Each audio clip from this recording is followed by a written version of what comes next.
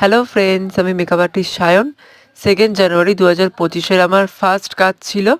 সেই দিন দুইজনকে সাজানোর কাজ ছিল। আমি আর আমার দিদি চলে গিয়েছিলাম সেখানে। আর তাদের আসতে একটু দেরি হওয়ায় আমরা বসে বসে তাদের চারদিকের ভেন্যুগুলো দেখছিলাম। আর ওই দিনের ক্লায়েন্টটা আমার কাছে খুব স্পেশাল, কারণ ইনি আমার কাছে ঠিক 4 বছর আগে সেজেছিলেন। আর ঠিক 4 বছর পরে উনি ওনার নিজের ছেলের অন্নপ্রাশনের দিন আমার কাছে সাজতে চেয়েছিলেন। ওনার কোনো রিকোয়ারমেন্ট ছিল না, উনি বলেছিল তুমি তোমার পছন্দ মতন আমাকে সাজিয়ে দাও, যাতে আমাকে দেখতে সুন্দর লাগে সেরকম বুঝে। তো দেখো, আমি আমার 100% দিয়ে ওনাকে সাজিয়ে তুলেছিলাম। ওনার লুকটা তো খুবই পছন্দ হয়েছিল। ওনার বাড়ির লোক বলছিল ওনাকে নাকি লক্ষ্মী ঠাকুরের মতন দেখতে লাগছিল। তো আমি ওনার ফেসের অ্যাকর্ডিং একটা আই মেকআপ করে দিয়েছিলাম। একটু স্মোকি আই করার চেষ্টা করেছিলাম। ওনার যেহেতু চোখটা ছোট, তো স্মোকি আই করে দেওয়ার চেষ্টা করেছিলাম। ওনার লুকটা ওভারঅল খুব ভালো লেগেছিল। ঠিক ওনার পরেই আমি ওনার ননদকে সাজিয়েছিলাম।